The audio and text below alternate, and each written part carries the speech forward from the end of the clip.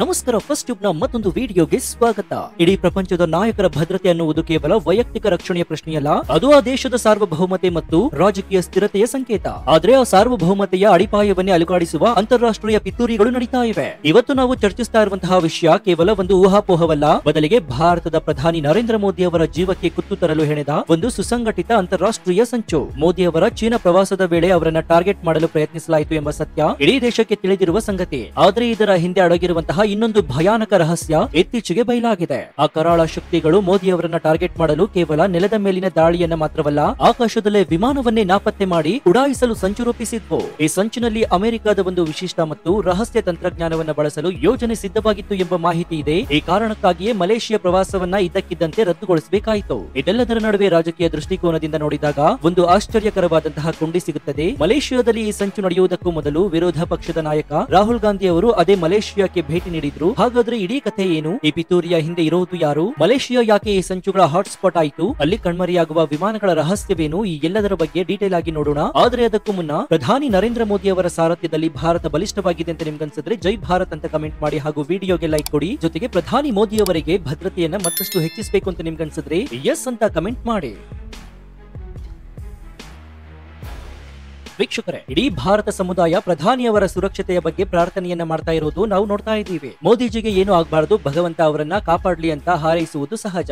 ಇತ್ತೀಚೆಗೆ ಮೋದಿ ಅವರು Asian summit ನಲ್ಲಿ ಭಾಗವಹಿಸುವುದನ್ನ ಭದ್ರತಾ ಕಾರಣಗಳಿಂದ ನಿರಾಕರಿಸಿದ್ರು. ದೇಶದ ಪ್ರಧಾನಿಯ ಸುರಕ್ಷತೆಗಿಂತ ಬೇರೆ ಯಾವುದು ಮುಖ್ಯವಲ್ಲ ಎಂದು ಸರ್ಕಾರ ನಿರ್ಧರಿಸಿತು. ಆದರೆ ಅಲ್ಲೇ ಒಂದು ವಿಚಿತ್ರ ರಾಜಕೀಯ ನಾಟಕ ಶುರುವಾಯಿತು. ಮೋದಿಜಿಯವರ ಈ ನಿರ್ಧಾರವನ್ನ ವಿರೋಧ ಪಕ್ಷವಾದಂತಹ ಕಾಂಗ್ರೆಸ್ ತೀವ್ರವಾಗಿ ಟೀಕಿಸಿತು. ಸಮಿಟ್ಗೆ ಹೋಗದೇ ಇದ್ದರೂ ಕೂಡ ಭಾರತಕ್ಕೆ ಯಾವುದೇ ನಷ್ಟವಿಲ್ಲ ಎಂಬ ಸತ್ಯ ಗೊತ್ತಿದ್ದರೂ ಕೂಡ ಕಾಂಗ್ರೆಸ್ ಮಾತ್ರ ಮೋದಿಜಿಯವರ ಮೇಲೆ ವ್ಯಂಗ್ಯವಾಡಲು ಶುರು ಮಾಡಿತು. ಮೋದಿಜಿಯವರು ಟ್ರಂಪ್ಗೆ ಹೆದರಿಕೊಂಡಿದ್ದಾರೆ, ಅದಕ್ಕಾಗಿ ಅವರು ಮಲೇಷಿಯಾಗೆ ಹೋಗ್ತಾ ಇಲ್ಲ ಎಂಬಂತಹ ಹಗುರವಾದ ಹೇಳಿಕೆಯನ್ನ ನೀಡಿದ್ರು. ಆದ್ರೆ ಇಲ್ಲಿ ಕಾಂಗ್ರೆಸ್ಸಿಗರಿಗೆ ಗೊತ್ತಿದೆಯೋ ಇಲ್ವೋ ಗೊತ್ತಿಲ್ಲ, ಅವರು ಹಾಸ್ಯ ಮಾಡಿದ ಆ ಮಲೇಷಿಯಾ ಪ್ರವಾಸದಲ್ಲಿ ಪ್ರಧಾನಿ ಮೋದಿ ಅವರ ಜೀವಕ್ಕೆ ಯಾವೆಲ್ಲ ರೀತಿಯ ಭೀಕರವಾದ ಬೆದರಿಕೆಗಳು ಒದಗಿದ್ದವು ಅನ್ನೋದು. ಈ ಟೀಕೆ ಕೇವಲ ರಾಜಕೀಯ ವಿರೋಧವೇ ಅಥವಾ ಆ ಸಂಚಿನ ಬಗ್ಗೆ ಅವರಿಗೆ ಪೂರ್ವಾನುಭಾವಿ ಮಾಹಿತಿ ಇತ್ತ ಅಥವಾ ಅಂತಾರಾಷ್ಟ್ರೀಯ ಪಿತೂರಿಗಳ ಆಳವಾದ ಜಾಲವನ್ನ ಅವರು ಅರ್ಥ ಮಾಡಿಕೊಳ್ಳುವಲ್ಲಿ ವಿಫಲವಾದ? ಇದು ಈಗ ನಮ್ಮ ಮುಂದಿರುವ ದೊಡ್ಡ ಪ್ರಶ್ನೆಯಾಗಿದೆ. ಈ ಇಡೀ ಕಥೆಯನ್ನ ಅರ್ಥ ಮಾಡಿಕೊಳ್ಳುವ ಮುನ್ನ ನಾವು ಮಲೇಷಿಯಾದ ಒಂದು ಕರಾಳ ಇತಿಹಾಸವನ್ನ ತಿಳಿದುಕೊಳ್ಳಬೇಕು. ವಿಮಾನಗಳು ಆಕಾಶದಲ್ಲೇ ನಾಪತ್ತೆಯಾಗುವ ಭಯಾನಕ ಅಧ್ಯಯನವನ್ನ ನಾವು ತಿಳಿದುಕೊಳ್ಳಲೇಬೇಕಾಗಿದೆ. ವೀಕ್ಷಕರೇ, ದಯವಿಟ್ಟು ಈ ಎರಡು ಘಟನೆಗಳನ್ನ ಅತ್ಯಂತ ಸೂಕ್ಷ್ಮವಾಗಿ ಗಮನಿಸಿ. ಇದು ಕೇವಲ ದುರಂತಗಳಲ್ಲ, ಬದಲಿಗೆ ಅಂತಾರಾಷ್ಟ್ರೀಯ ಗೂಢಾಚರ್ಯೆ ಮತ್ತು ರಹಸ್ಯ ಸಮರಗಳ ನೈಜ ಮುಖ. ಸಂದರ್ಭ ಒಂದು, ಮೋದಿ ಮತ್ತು MH17 ದಾಳಿ. 2014ರಲ್ಲಿ ನರೇಂದ್ರ ಮೋದಿ ಅವರು ಬ್ರೆಜಿಲ್ ನಲ್ಲಿ ನಡೆದ ಬ್ರಿಕ್ಸ್ ಶೃಂಗಸಭೆಯನ್ನ ಮುಗಿಸಿ ತಮ್ಮ ವಿಶೇಷ ವಿಮಾನ ಏರ್ ಇಂಡಿಯಾ 1 ನಲ್ಲಿ ಭಾರತಕ್ಕೆ ಹಿಂದಿರುಗ್ತಾ ಇದ್ರು. ಈ ವಿಮಾನದ ಮಾರ್ಗವು ಯುರೋಪ್ನ ವಾಯು ಪ್ರದೇಶದ ಮೂಲಕ ಹಾದು ಹೋಗ್ತಾ ಇತ್ತು. ಆಗ ಶಾಕಿಂಗ್ ಏನಂದ್ರೆ, ಮೋದಿ ಅವರ ವಿಮಾನದ ಸ್ವಲ್ಪವೇ ಹಿಂದೆ ಮಲೇಷಿಯಾ ಏರ್ಲೈನ್ಸ್ ನ MH17 ವಿಮಾನ ಇತ್ತು. ಒಮ್ಮೆ ಯೋಚನೆ ಮಾಡಿ ನೋಡಿ ಏನಾಯ್ತು ಅಂತ. MH17 ವಿಮಾನವು ಪೂರ್ವ ಉಕ್ರೇನ್ ನ ವಾಯು ಪ್ರದೇಶದಲ್ಲಿ ಹಾರಾಡ್ತಾ ಇದ್ದಾಗ ಅದನ್ನ ಒಂದು ಸುಧಾರಿತ ಕ್ಷಿಪಣಿ ವ್ಯವಸ್ಥೆ ಬಳಸಿ ಹೊಡೆದು ಉರುಳಿಸಲಾಯಿತು. ವಿಮಾನದಲ್ಲಿದ್ದ ಎಲ್ಲ ಪ್ರಯಾಣಿಕರು ಮತ್ತು ಸಿಬ್ಬಂದಿ ಸಾವನ್ನಪ್ಪಿದ್ರು. ಇಲ್ಲಿನ ಕೋಇನ್ಸಿಡೆನ್ಸ್ ಏನಂದ್ರೆ, ಒಂದ್ ವೇಳೆ ಮೋದಿ ಅವರ ವಿಮಾನ ಸ್ವಲ್ಪ ನಿಧಾನವಾಗಿ ಹೊರಟಿದ್ದಾರೆ ಅಥವಾ ಇಂಧನ ಭರ್ತಿಯಾಗಿ ವಿಳಂಬವಾಗಿದ್ರೆ ಅವರ ವಿಮಾನ MH17 ಇದ್ದ ಸ್ಥಳದಲ್ಲಿಯೇ ಇರ್ತಾ ಇತ್ತು. ಈ ದಾಳಿಯಲ್ಲಿ ಮೋದಿ ಅವರ ವಿಮಾನವೇ ಮೂಲ ಟಾರ್ಗೆಟ್ ಆಗುತ್ತೆ ಅಂತ ಪ್ರಶ್ನೆ ಆಗಲು ಕೂಡ ಮೂಡಿತ್ತು.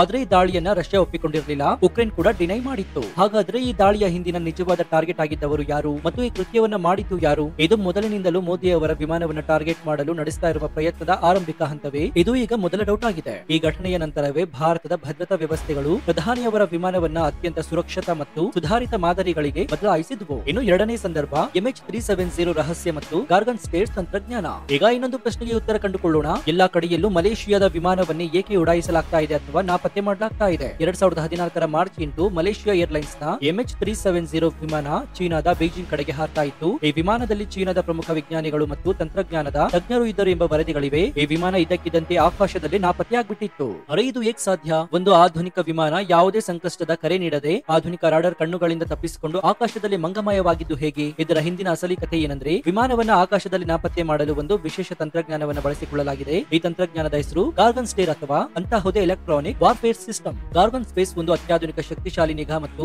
ಸಂವಹನ ಕಡಿತಗೊಳಿಸುವ ತಂತ್ರಜ್ಞಾನವಾಗಿದೆ. ಇದು ರಾಡರ್ ಕಣ್ಣಿನಿಂದ ತಪ್ಪಿಸಿಕೊಳ್ಳಲು ವಿಮಾನದ ಸಂವಹನ ವ್ಯವಸ್ಥೆಯನ್ನ ನಿಷ್ಕ್ರಿಯಗೊಳಿಸಿ ಅದನ್ನ ಹೈಜಾಕ್ ಮಾಡಲು ಅಥವಾ ಒಂದು ನಿರ್ದಿಷ್ಟ ಸ್ಥಳಕ್ಕೆ ಬಲವಂತವಾಗಿ ಲ್ಯಾಂಡ್ ಮಾಡಲು ಅವಕಾಶ ನೀಡುತ್ತದೆ. ನಂತರ ಅದನ್ನ ಮತ್ತೊಂದು ಸ್ಥಳದಲ್ಲಿ ಉಡಾಯಿಸಬಹುದು. ಇದು ಎಷ್ಟರ ಮಟ್ಟಿಗೆ ರಹಸ್ಯ ತಂತ್ರಜ್ಞಾನ ಅಂದ್ರೆ, ಇದನ್ನ ಮುಖ್ಯವಾಗಿ ಅಮೆರಿಕನ್ ಸೇನೆ ಫೈಟರ್ ಜೆಟ್ಗಳಲ್ಲಿ ಮತ್ತು ಅತ್ಯಂತ ರಹಸ್ಯ ಕಾರ್ಯಾಚರಣೆಗಳಲ್ಲಿ ಮಾತ್ರ ಬಳಸಿಕೊಳ್ಳಲಾಗುತ್ತೆ. ಈ ತಂತ್ರಜ್ಞಾನದ ಹಿನ್ನೆಲೆಯಲ್ಲಿ ಮೋದಿಜಿಯವರ ಮೇಲಿನ ಬೆದರಿಕೆ ಎಷ್ಟರ ಮಟ್ಟಿಗೆ ಭಯಾನಕವಾಗಿರಬಹುದು ಅಂತ ಲೆಕ್ಕ ಹಾಕಿ. ಮಲೇಷ್ಯಾ ಸುತ್ತಮುತ್ತಲಿನ ಪ್ರದೇಶಗಳು ಕೇವಲ ವ್ಯಾಪಾರ ಕೇಂದ್ರವಲ್ಲ, ಅವು ಅಂತಾರಾಷ್ಟ್ರೀಯ ಪಿತೂರಿಗಳು, ಮಿಲಿಟರಿ ಗುಪ್ತಚರ ಕಾರ್ಯಾಚರಣೆಗಳು ಮತ್ತು ಡೀಪ್ ಸ್ಟೇಟ್ಗಳ ಕಾರ್ಯಕ್ಷೇತ್ರವಾಗಿದೆ. ಫಿಲಿಪೀನ್ಸ್ ಅಮೆರಿಕದ ಒಂದು ಪ್ರಮುಖ ಮಿಲಿಟರಿ ನೆಲೆಯಾಗಿದೆ. ಇದು ಫಿಲಿಪೀನ್ಸ್ ಸಮುದ್ರದ ಮೇಲೆ ಅಮೆರಿಕದ ಪ್ರಭಾವವನ್ನ ಸ್ಪಷ್ಟವಾಗಿ ತೋರಿಸುತ್ತೆ. ಆಗ್ನೇಯ ಏಷ್ಯಾದಲ್ಲಿ ನಡೆಯುವ ಹಲವಾರು ಮಿಲಿಟರಿ ಫಂಕ್ಷನ್ಗಳು ಮತ್ತು ರಾಜಕೀಯ ಅಜೆಂಡಾಗಳ ಹಿಂದೆ ಅಮೆರಿಕದ ನೇರ ಅಥವಾ ಪರೋಕ್ಷ ಪಾತ್ರ ಇದ್ದೇ ಇರುತ್ತೆ. ಇದೇ ಹಿನ್ನೆಲೆಯಲ್ಲಿ ಪ್ರಧಾನಿ ನರೇಂದ್ರ ಮೋದಿ ಅವರ ವಿಮಾನವನ್ನ ಗಾರ್ಗನ್ ಸ್ಟೇರ್ ನಂತಹ ರಹಸ್ಯ ಟೆಕ್ನಾಲಜಿಯನ್ನು ಬಳಸಿ ನಾಪತ್ತೆ ಮಾಡಿ ಉಡಾಯಿಸಲು ಸಂಚು ರೂಪಿಸಲಾಗಿತ್ತು ಎಂಬ ವರದಿಗಳು ಬಂದಾಗ ಅದರ ಹಿಂದೆ ಅಮೆರಿಕದ ಯಾವುದೋ ಒಂದು ಗುಂಪು ಅಥವಾ ಡೀಪ್ ಸ್ಟೇಟ್ ನ ಕೈವಾಡ ಇರುವ ಸಾಧ್ಯತೆಗಳನ್ನ ತಳ್ಳಿ ಹಾಕುವಂತಿಲ್ಲ. ಇದಕ್ಕೆ ಪುಷ್ಟಿ ನೀಡುವಂತೆ ಸ್ವತಃ ಅಮೆರಿಕದ ಆಗಿನ ಅಧ್ಯಕ್ಷ ಡೊನಾಲ್ಡ್ ಟ್ರಂಪ್ ಅವರು ಈ ಹಿಂದೆ ತಮ್ಮ ತಂಟೆಗೆ ಬಂದ್ರೆ ನಾಪತ್ತೆ ಆಗ್ಬಿಡ್ತೀರಾ ಹುಷಾರ್ ಎಂಬಂತಹ ರೀತಿಯಲ್ಲಿ ಬೆದರಿಕೆಯ ಮಾತುಗಳನ್ನ ಸಾರ್ವಜನಿಕವಾಗಿ ಆಡಿದ್ರು. ಇದು ಕೇವಲ ಮಾತಿನ ಹರಿತವೇ ಅಥವಾ ರಹಸ್ಯ ತಂತ್ರಜ್ಞಾನದ ಬಗ್ಗೆ ಇದ್ದ ಅರಿವಿನಿಂದ ನೀಡಿದ ಬೆದರಿಕೆಯೇನಾ ಅಂತ ಕೂಡ ಸಂಶಯ ಮೂಡುತ್ತೆ. ಸಾಮಾನ್ಯವಾಗಿ ಅಮೆರಿಕನ್ ಫೈಟರ್ ಜೆಟ್ ಗಳಲ್ಲಿ ಬಳಸುವ ಈ ನಾಪತ್ತೆ ಮಾಡುವ ಟೆಕ್ನಾಲಜಿಯನ್ನ ಭಾರತದ ಪ್ರಧಾನಿಯವರ ಮೇಲೆ ಪ್ರಯೋಗ ಮಾಡುವ ರೇಟ್ ಪರ್ಫೆಕ್ಷನ್ ಎಷ್ಟಿರಬಹುದು ಅಂತ ಅದಕ್ಕೆ ಉತ್ತರವನ್ನು ಹುಡುಕ್ತಾ ಹೋದ್ರೆ ತುಂಬಾ ಜಾಸ್ತಿ ಅಂತ ಹೇಳಬಹುದು. ಮಲೇಷ್ಯಾ ಡೀಪ್ ಸ್ಟೇಟ್ ಗಳಿಗೆ ಒಂದು ಅಡಗುತಾಣವಿದ್ದಂತೆ ಈಗಾಗಲೇ 2 ದೊಡ್ಡ ವಿಮಾನಗಳು ಇದೇ ವಾಯು ಪ್ರದೇಶದಲ್ಲಿ ನಾಪತ್ತೆಯಾಗಿವೆ ಅಥವಾ ಉಡಾಯಿಸಲ್ಪಟ್ಟಿವೆ. ಈ ಹಿನ್ನೆಲೆಯಲ್ಲಿ ಮತ್ತೊಮ್ಮೆ ಅದೇ ರೀತಿಯ ದಾಳಿಯನ್ನ ಪ್ರಧಾನಿ ಮೋದಿಯವರ ಮೇಲೆ ನಡೆಸುವ ಸಂಭವ್ಯತೆ ಅತ್ಯಂತ ಹೆಚ್ಚು ಅಂತ ಹೇಳಬಹುದು. ಆದ್ರೆ ಭಾರತ ಪ್ರಧಾನಿಯವರ ಪ್ಲೇನ್ ಅನ್ನ ಮುಟ್ಟುವುದು ಅಷ್ಟು ಸುಲಭವಲ್ಲ. ಯಾಕಂದ್ರೆ ಮಲೇಷ್ಯಾ ಪ್ರವಾಸದಲ್ಲಿ ಭಾರತೀಯ ನೌಕಾಪಡೆ ಇರುವ ಅಂಡಮಾನ್ ಮತ್ತು ನಿಕೋಬಾರ್ ದ್ವೀಪಗಳು ಭಾರತದ ಪ್ರಮುಖ ಬೇಸ್ ಆಗಿರುತ್ತವೆ. ಹಾಗಾಗಿ ಮಲೇಷ್ಯಾ ಪ್ರಯಾಣದಲ್ಲಿ ರೇಟ್ ಪರ್ಸೆಂಟೇಜ್ ಸ್ವಲ್ಪ ಕಡಿಮೆ ಇರಬಹುದು, ಆದ್ರೆ ಜೀವದ ಜೊತೆ ರಿಸ್ಕ್ ತೆಗೆದುಕೊಳ್ಳುವುದು ಸೂಕ್ತವಲ್ಲ. ಹಾಗಾಗಿ ಮಲೇಷ್ಯಾ ಪ್ರವಾಸವನ್ನ ಅಂದು ರದ್ದು ಮಾಡಲಾಯಿತು. ಇದು ಕೇವಲ ಸುರಕ್ಷಿತ ಕ್ರಮವಲ್ಲ, ಬದಲಿಗೆ ಅಂತಾರಾಷ್ಟ್ರೀಯ ಗೂಢಾಚರ್ಯೆ ಮತ್ತು ರಹಸ್ಯ ಯುದ್ಧದಿಂದ ಪಾರಾದ ಒಂದು ದೊಡ್ಡ ಗೆಲುವು ಅಂತ ಕೂಡ ಹೇಳಬಹುದು. ಇನ್ನು ವೀಕ್ಷಕರೇ, ನಾವು ಆರಂಭದಲ್ಲಿ ಹೇಳಿದಂತೆ ಇಡೀ ಕಥೆಯಲ್ಲಿ ಒಂದು ವಿಚಿತ್ರ ರಾಜಕೀಯ ಡಾಟಾ ಸಿಗುತ್ತದೆ. ಪ್ರಧಾನಿ ಮೋದಿ ಅವರ ಏಷ್ಯನ್ ಸಮಿಟ್ ಗಾಗಿ ಮಲೇಷ್ಯಾಕ್ಕೆ ಹೋಗುವ ಕೆಲವೇ ದಿನಗಳ ಮೊದಲು ವಿರೋಧ ಪಕ್ಷದ ನಾಯಕ ರಾಹುಲ್ ಗಾಂಧಿ ಅವರು ಅದೇ ಮಲೇಷ್ಯಾಕ್ಕೆ ಭೇಟಿ ನೀಡಿದ್ರು. ಭಾರತದ ರಾಜಕೀಯದಲ್ಲಿ ವಿರೋಧ ಪಕ್ಷದ ನಾಯಕ ವಿದೇಶಿ ಪ್ರವಾಸ ಮಾಡುವುದು ಸಹಜ, ಆದ್ರೆ ಪ್ರಧಾನಿಯವರ ಮೇಲೆ ಗಂಭೀರ ಬೆದರಿಕೆ ಇರುವ ಪ್ರದೇಶಕ್ಕೆ ಪ್ರಧಾನಿಯವರು ಹೋಗುವ ಕೆಲವೇ ಮೊದಲು ಭೇಟಿ ನೀಡುವುದು ಒಂದು ವಿಚಿತ್ರ ಕಾಕತಾಳೀಯವಾಗಿದೆ. ಇದಕ್ಕಿಂತಲೂ ಆಶ್ಚರ್ಯಕರ ಸಂಗತಿ ಏನಂದ್ರೆ, ಸಾಮಾನ್ಯವಾಗಿ ಮೋದಿಜಿ ಅವರು ವಿದೇಶಿ ಪ್ರವಾಸವನ್ನ ಸದಾ ಟೀಕಿಸುವಂತಹ ಕಾಂಗ್ರೆಸ್ ಪಕ್ಷ ಈ ಬಾರಿ ಮೋದಿಜಿ ಏರ್ ಸಮಿಟ್ ಗೆ ಏಕೆ ಹೋಗಲಿಲ್ಲ ಅಂತ ಪ್ರಶ್ನಿಸ್ತಾ ಇದ್ದಾರೆ. ನೀವು ಟ್ರಂಪ್ ಗೆ ಹೆದರ್ತಾ ಇದ್ದೀರಾ ಅಂತ ವ್ಯಂಗ್ಯವಾಡುವ ಮೂಲಕ ಮೋದಿಜಿ ಅವರು ಅಲ್ಲಿಗೆ ಹೋಗಬೇಕಾಗಿತ್ತು ಅಂತ ಪರೋಕ್ಷವಾಗಿ ಒತ್ತಾಯಿಸ್ತಾ ಇದೆ. ಹಾಗಾದ್ರೆ ಈ ವಿಚಿತ್ರ ವರ್ತನೆಯನ್ನ ಹೇಗೆ ಅರ್ಥೈಸಬೇಕು? ಕಾಂಗ್ರೆಸ್ ನಾಯಕರಿಗೆ ಅಂತಾರಾಷ್ಟ್ರೀಯ ಡೀಪ್ ಸ್ಟೇಟ್ಗಳು ಮತ್ತು ಗೂಢಾಚರ್ಯೆಯ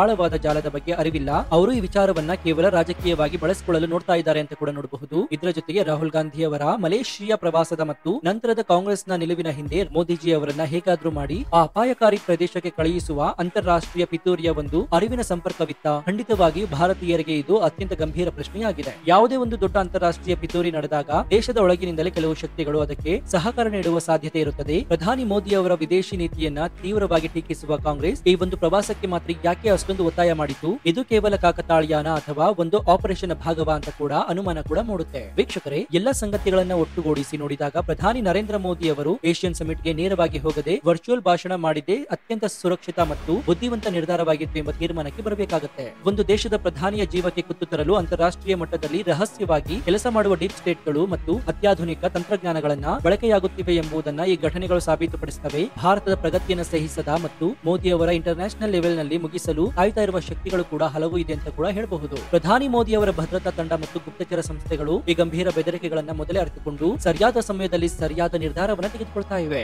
ಸೊ ಈ ಬಗ್ಗೆ ನಿಮ್ಮ ಅನಿಸಿಕೆ ಏನು ಅಂತ ಕಮೆಂಟ್ ಮಾಡಿ ಹಾಗೂ ವಿಡಿಯೋಗೆ ಲೈಕ್ ಕೊಡಿ. ಜೊತೆಗೆ ನೀವು ಇನ್ನು ನಮ್ಮ ಚಾನೆಲ್ ಅನ್ನ ಸಬ್ಸ್ಕ್ರೈಬ್ ಮಾಡ್ಕೊಂಡಿಲ್ಲ ಅಂದ್ರೆ ಈ ಕೂಡಲೇ ಸಬ್ಸ್ಕ್ರೈಬ್ ಮಾಡಿಕೊಂಡು ಪಕ್ಕದಲ್ಲಿರುವಂತಹ ಬೆಲ್ ಐಕಾನ್ ಅನ್ನು ಪ್ರೆಸ್ ಮಾಡಿ. ಇದರಿಂದ ನಾವು ಹಾಕುವ ಹೊಸ ವಿಡಿಯೋಗಳ ನೋಟಿಫಿಕೇಶನ್ ಮೊದಲು ನಿಮಗೆ ಸಿಗುತ್ತೆ. ಇದಾಗಿತ್ತು ಈ ಕ್ಷಣದ ವಿಶೇಷ. ನೋಡ್ತಾ ಇರಿ ಫಸ್ಟ್ ಟ್ಯೂಬ್ ಕನ್ನಡ. ಧನ್ಯವಾದ.